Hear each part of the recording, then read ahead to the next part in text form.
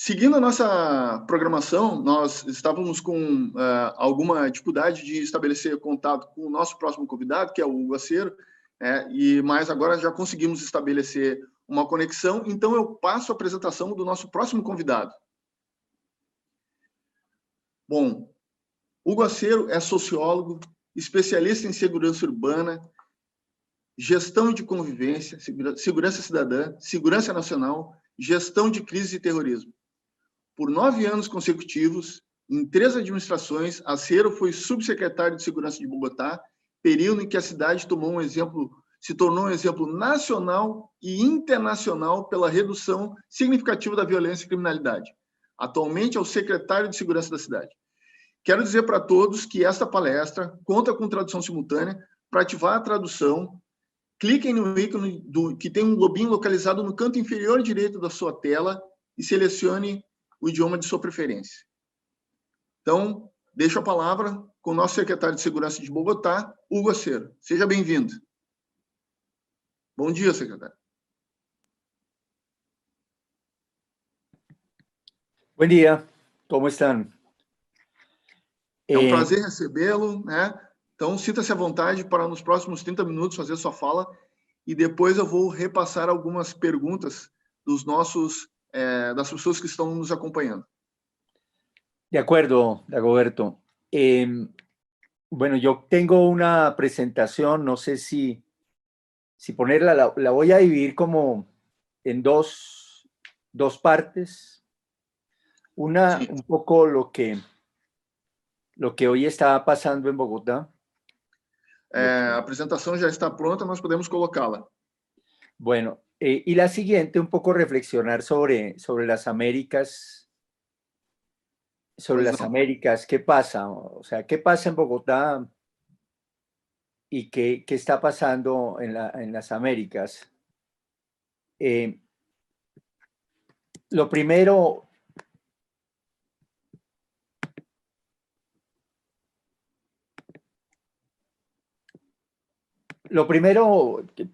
¿qué es la seguridad ciudadana? La seguridad ciudadana es, primero, un derecho que tienen todos los ciudadanos, que tenemos todos los ciudadanos. Y desde luego es el Estado federal, estatal o municipal el que debe garantizarla. O sea, es un derecho que garantiza el Estado. La seguridad no es ni de derecha, la seguridad no es ni de derecha ni de izquierda. Simplemente es un derecho, independientemente del gobierno que haya. Sea de derecha o sea de izquierda o sea de centro, debe garantizar la seguridad de los ciudadanos en el marco de la ley. Es decir, respetando los derechos humanos. No es un problema solamente de policías y jueces, es un problema mucho más complejo, mucho más que debe asumirse de manera integral. Es un problema que va también con el desenvolvimiento, con el desarrollo, y involucra múltiples instancias. Una ciudad organizada, una ciudad con buenos espacios públicos, una ciudad con adecuado desarrollo desde el punto de vista de educación, salud, desarrollo en general, es una ciudad también segura. Desde luego hay delito y debe ser controlado por las autoridades de seguridad y justicia. La seguridad es parte del desarrollo. Una ciudad o un país sin seguridad, con altos niveles de violencia, tienen baja competitividad. O sea, la inversión no atrae la inversión. Una ciudad o un país con problemas de violencia expulsa la inversión, expulsa el capital. Y eso, desde luego, tiene efectos sobre el desarrollo en particular. Por eso es que la seguridad debe ser parte del desarrollo, del desenvolvimiento. Son necesarias políticas integrales. Nos hemos quedado como en dos extremos, dos extremos. Algunos creen que para mejorar la seguridad se requiere mano dura, un Estado fuerte en materia de seguridad y materia de seguridad y justicia, y que hay que tener mano dura, mano fuerte. Y otros consideran que no, que el tema es de desarrollo, que mientras que haya pobreza, va a haber inseguridad y va a haber violencia. No es ni lo uno ni lo otro.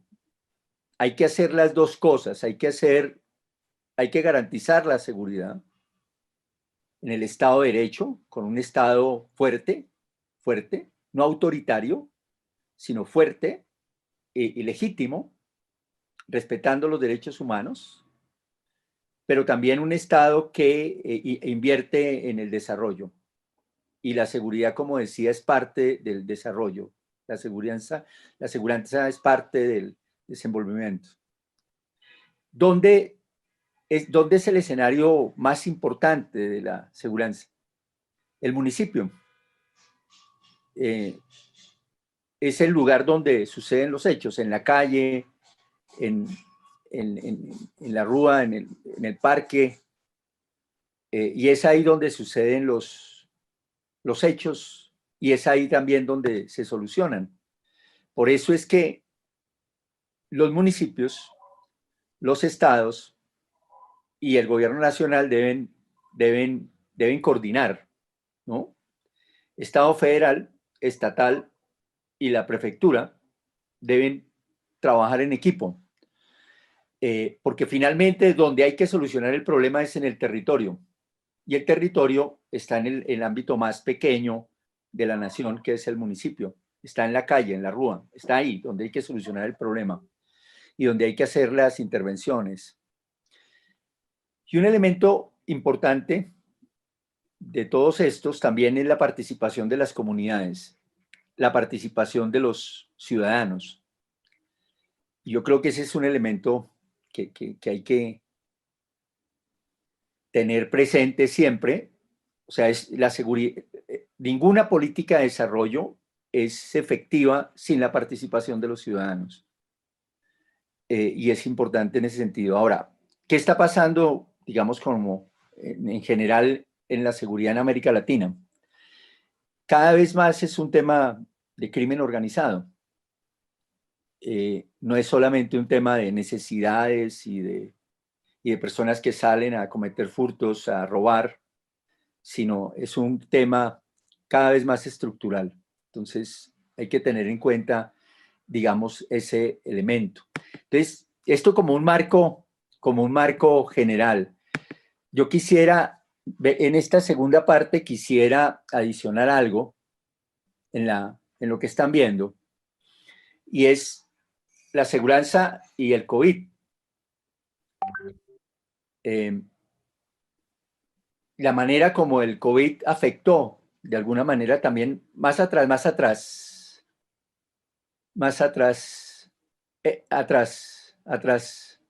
esa es. Ahí, ¿cómo afectó?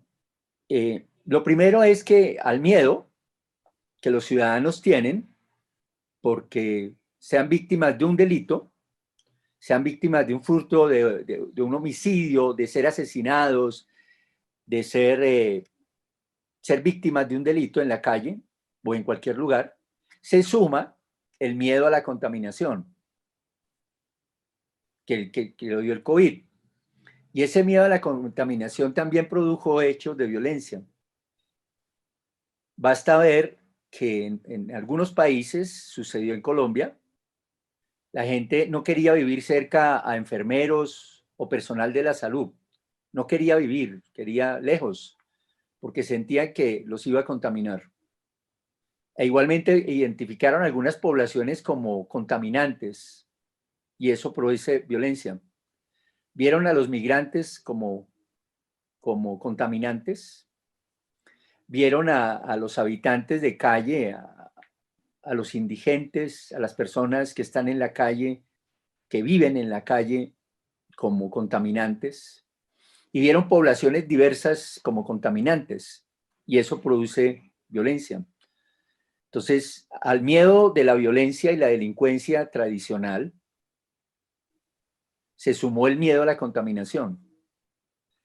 Eso produjo, desde luego, otros problemas que había que cuidarse. Pero adicional a eso, también tuvimos una reducción del número de policías en la calle por cuidarlos de la pandemia. Entonces, cada 15 días salía el 20% de los policías a aislamiento.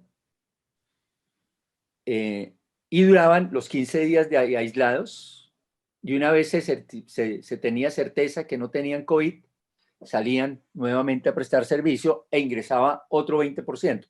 Entonces tuvimos muchos menos policías en la calle. Tuvimos que hacer planes especiales de seguridad, de seguranza, para garantizar el abastecimiento de suministro de alimentos. Planes especiales para garantizar la seguridad de los migrantes, especialmente venezolanos que han llegado de manera masiva al país.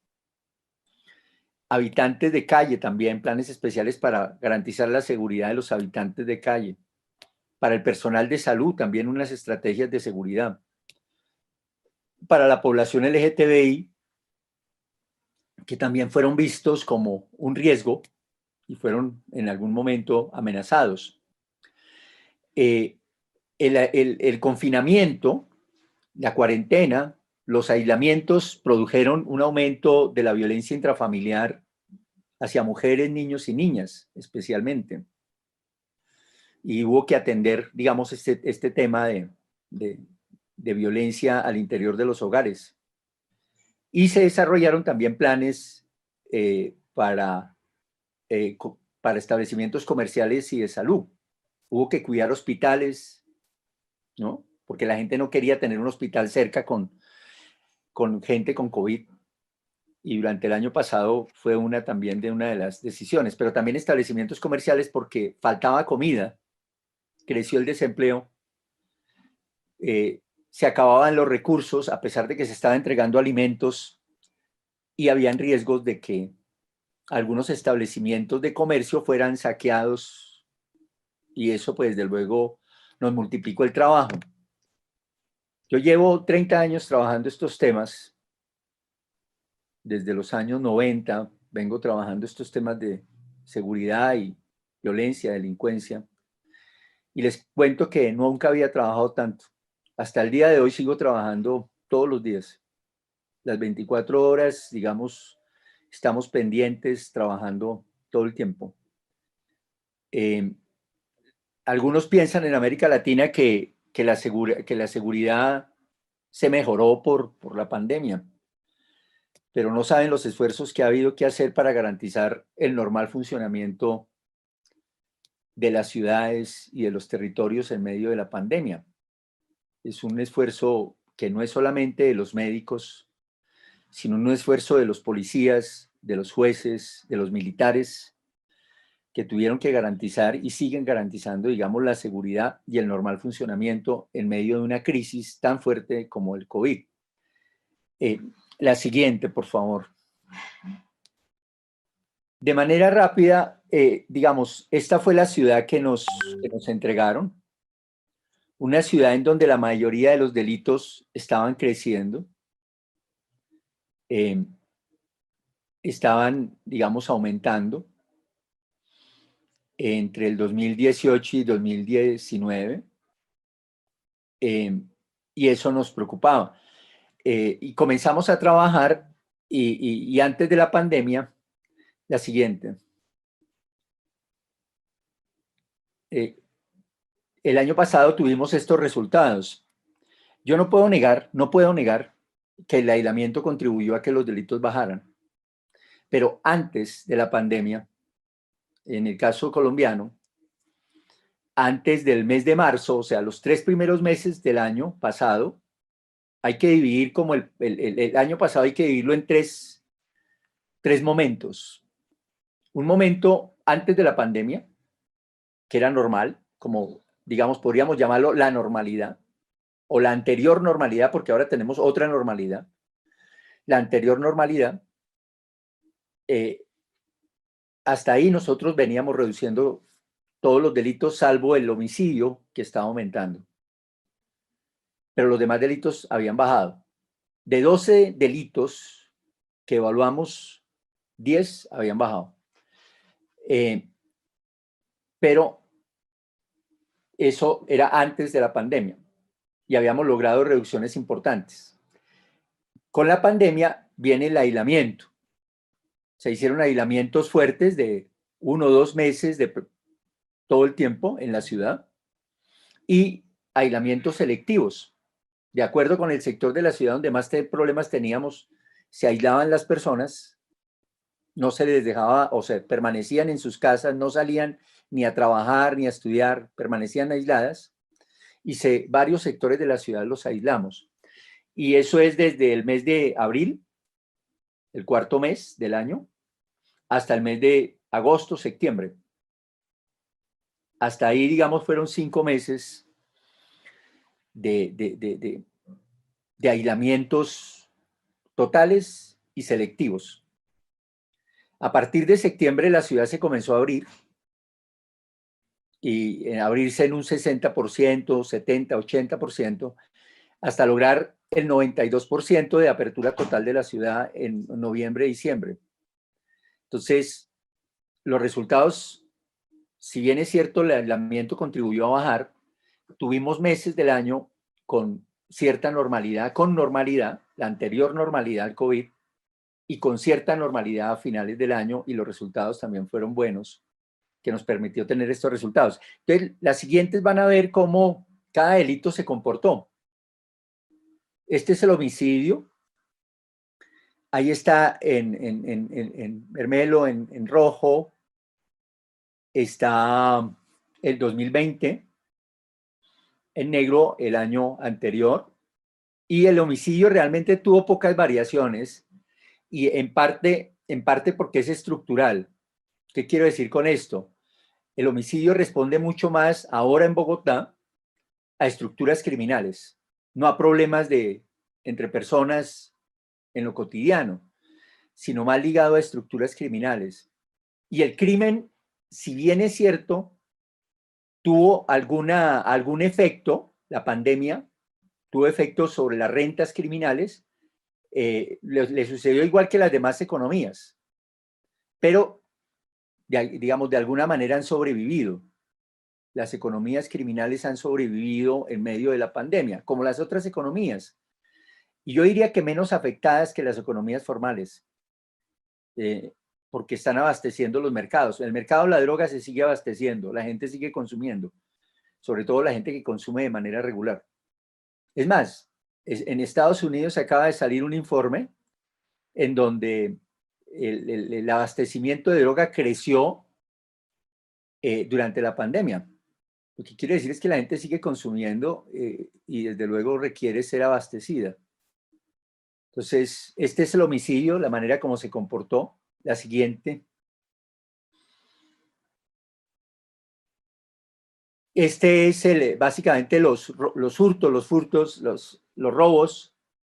Algunos decían que acabara la pandemia o regresáramos a la normalidad, iba a haber un rebrote de la violencia. Y la verdad es que estuvo siempre por debajo en los 3 momentos y este año sigue estando por debajo. O sea, hay menos, y ahí hay un esfuerzo importante, o por lo menos en términos de resultados, de las autoridades, de la Fiscalía, de la Policía, o sea, del Ministerio Público, de la Policía, del Ejército también, lo hemos tenido que utilizar en estas circunstancias, sobre todo para algunas zonas poco alejadas de la ciudad, o para controles específicos de territorios en términos disuasivos. Entonces, ha habido un mantenimiento de la caída en los hurtos, sigamos. Este es el hurto a celulares dividido, ese está dentro de los furtos totales, pero lo dividimos para mostrar cómo se comporta. También está por debajo, sigamos. Son los 3 momentos, sigamos.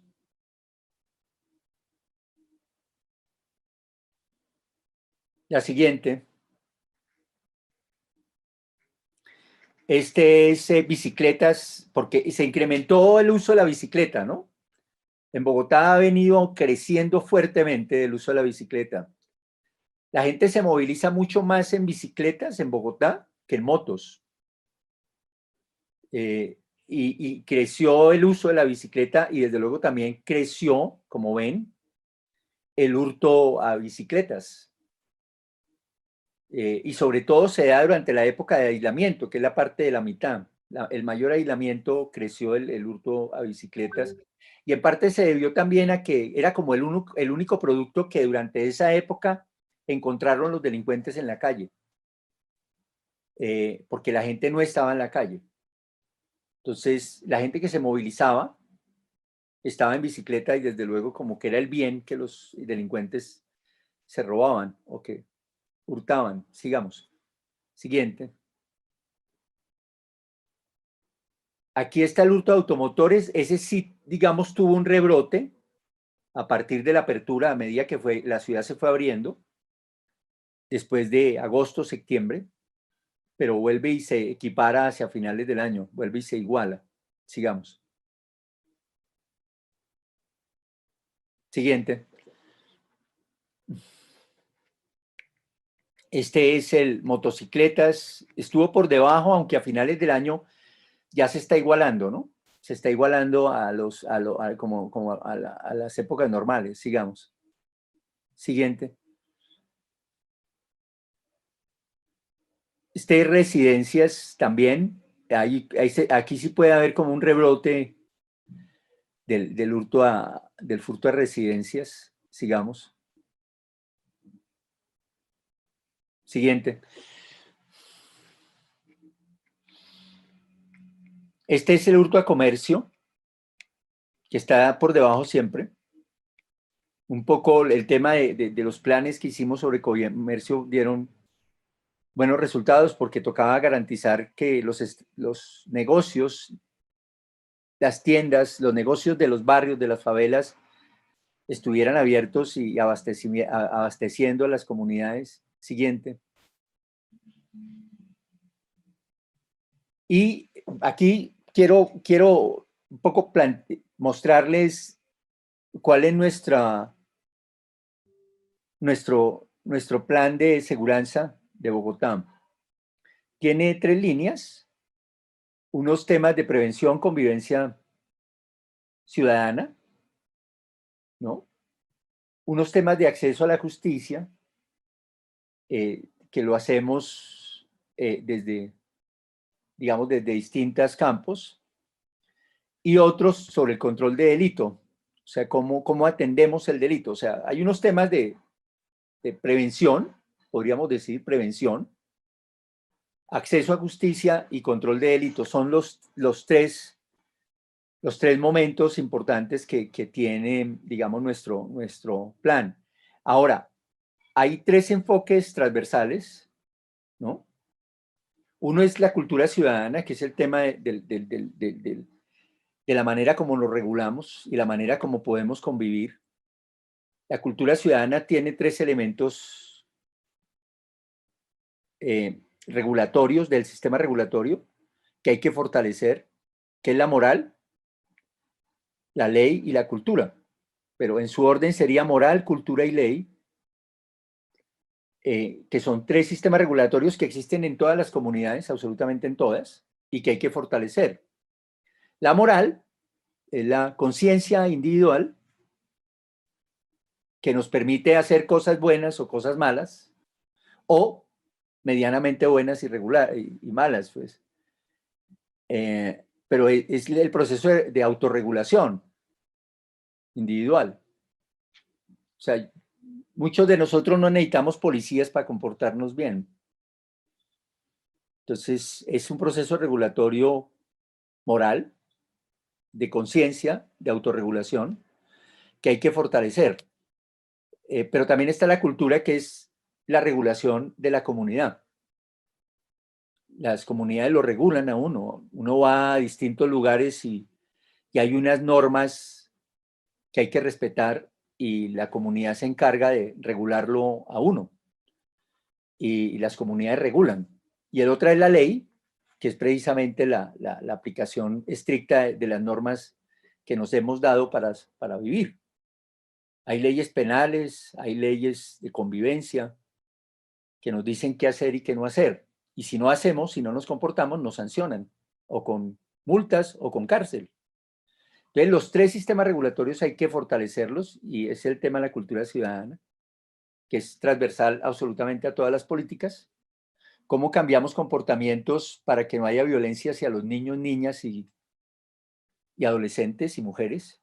¿Cómo cambiamos eso?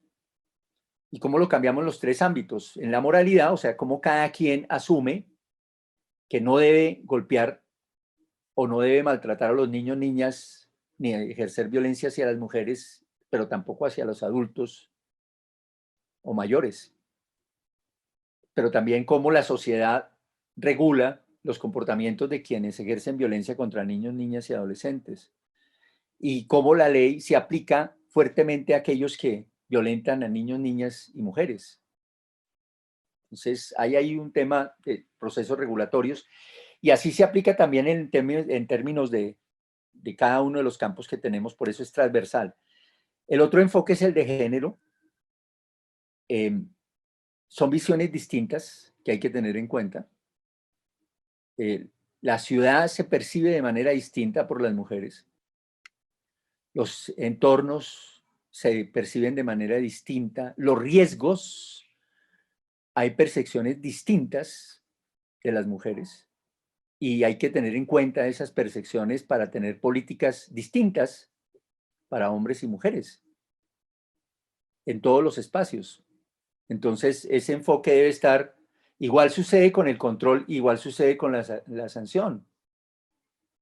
Y hay que tener precisamente el enfoque diferencial en la aplicación de cada una de las políticas, tanto preventivas, de justicia o de control del delito. El otro tema importante ahí, desde luego, es el tema de lo regional. Las ciudades no son ámbitos cerrados, están metidas dentro de una región, un territorio, nación, y hay que tenerlas en cuenta. Entonces, ese es otro elemento importante a tener en cuenta, digamos, dentro del trabajo. Y el otro es precisamente el enfoque diferencial de niños, niñas, adolescentes y jóvenes. No solamente es el enfoque de género, sino también un enfoque poblacional. Inclusive hay que tener un enfoque, cuando hablamos de un enfoque poblacional, estamos hablando de un enfoque que hay que tener en cuenta orientado hacia poblaciones específicas. Tenemos enfoques diferenciales con población LGTBI, con población transgénero, con población heterosexual. Hay que tener enfoques distintos y tratamientos distintos e interlocuciones distintas para mirar el tema de manera mucho más integral. Ahora, eso, digamos, desde el punto de vista de Bogotá, que era lo que les quería presentar en la primera parte. Hasta ahí, como yo en este momento soy secretario de Seguridad de Bogotá, estuve 9 años en el pasado y regresé aquí a ganarme un problema fuerte. Nadie entiende por qué regresé, porque todos los problemas están ahí, y estaba más tranquilo en la vida anterior, antes de meterme aquí. Pero la idea es cómo realmente podemos, la idea siempre fue cómo podíamos volver a gobernar, y gobernar también de manera adecuada para que la ciudad siguiera mejorando. Y de alguna manera creo que lo estamos logrando. Es un trabajo de muchas instituciones que estamos orientadas hacia garantizar la seguridad y la convivencia, y a darle también interpretaciones, pero no dejo de pensar, digamos, en temas de América Latina. No dejo de pensar, digamos, y hace poco precisamente tuve la posibilidad de interlocutar otra vez con los países de Centroamérica y con México, en donde he trabajado. Igualmente en Brasil trabajé, pero últimamente me he reunido con la gente de Centroamérica y México, y tenemos los mismos problemas. O sea, tenemos problemas graves. O sea, ¿por qué este problema sigue siendo tan complejo, más que complicado? Tenemos problemas porque ha aumentado también el crimen organizado, como les decía al comienzo. Este ya no es un crimen de oportunidad, sino es un crimen cada vez más estructural, cada vez más estructural. Hasta en las pequeñas cosas, en la manera como se roban. Entonces, ¿qué está pasando de manera rápida? ¿Y qué pienso que esté sucediendo? Tenemos problemas todavía graves de corrupción en algunas instituciones de seguridad y justicia. Eso impide que podamos atacar muy fuertemente al crimen organizado y a la manera como está evolucionando el crimen.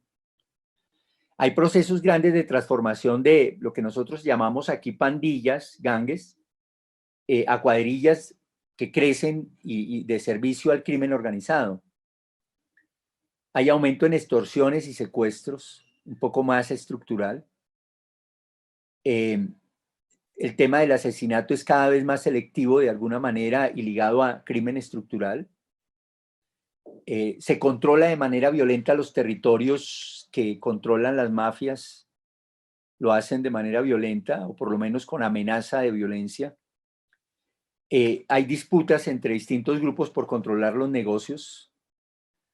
Y hay un mercado entre lo legal y lo ilegal que no es tan diferencial, ¿no? O sea, la economía ilegal está muy cerca a la legal y en algunos casos se mezcla y las leyes ni las normas nos alcanzan a dar una diferencia entre unos y otros. Eso hace mucho más complejo, pues, desde luego, el trabajo.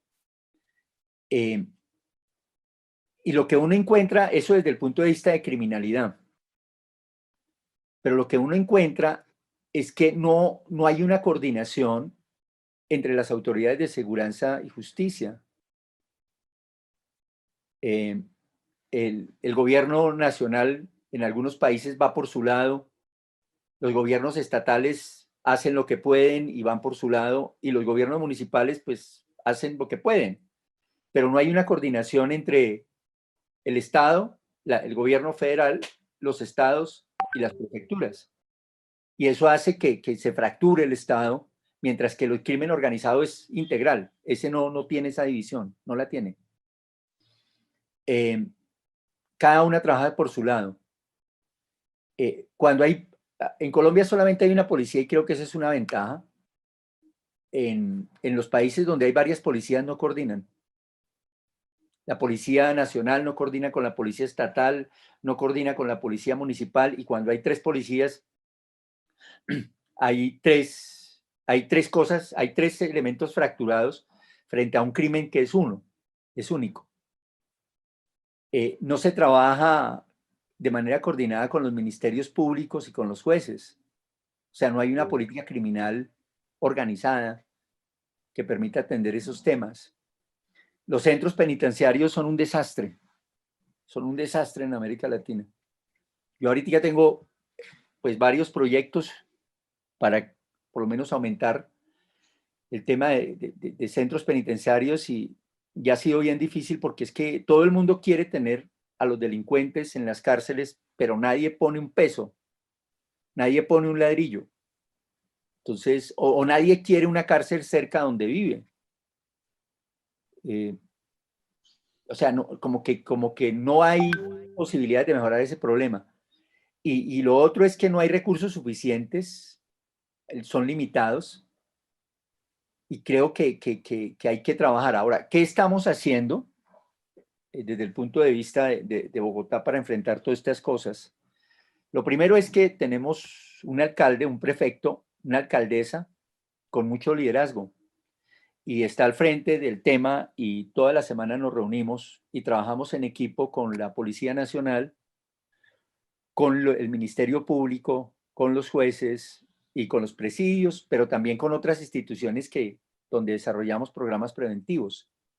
Todas las semanas tenemos un consejo de seguridad. Y estamos trabajando en temas preventivos, como les mostré, ¿no? Es un tema de prevención, ¿no? Y de cultura, de cambio de comportamientos, en temas de justicia, pero también en temas de control. En esas tres áreas estamos trabajando. y hemos logrado algo, y es que la estrategia de seguridad la entendemos como un elemento importante de todas las áreas de desarrollo. O sea, no existe una política de educación o de salud y demás que no esté pensando en cómo eso mejora la convivencia o la seguridad de las personas. Pero a su vez también no existe ninguna política de seguridad que no le apueste a ser parte de los procesos de desarrollo sociales y económicos de la ciudad. Entonces, ha sido un diálogo en esta oportunidad bastante fructífero entre los distintos sectores que trabajamos el tema. Ahí están, digamos, los planteamientos que les venía haciendo. ¿Qué se requiere? Pues que haya liderazgo de quien gobierna, reconocer que tenemos un problema grave y que debemos atender. Algunos países dicen, no, nuestro problema no es muy grave. Algunas personas dicen, no, en Colombia es mucho más grave, aquí no es tan grave. No, si no reconocen lo poco que tienen, el problema va creciendo y hay que reconocerlo. E aí Secretário, o Sim. senhor permite interrompê-lo só um minuto? Gostaria de solicitar que o senhor fosse dando encaminhamento final para a sua apresentação. Nós temos que obedecer o próximo seminário em respeito aos outros painelistas.